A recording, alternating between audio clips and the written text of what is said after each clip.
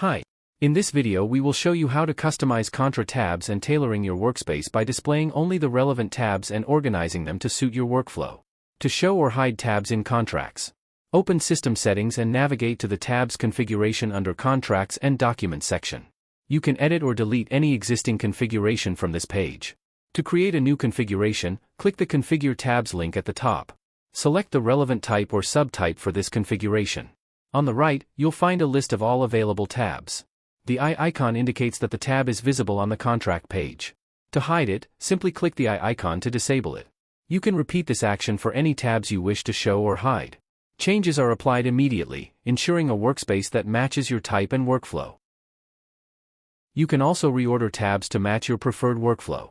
Click and hold the tab you wish to move. Drag it to the desired position, for example placing attachments right under Approval Center.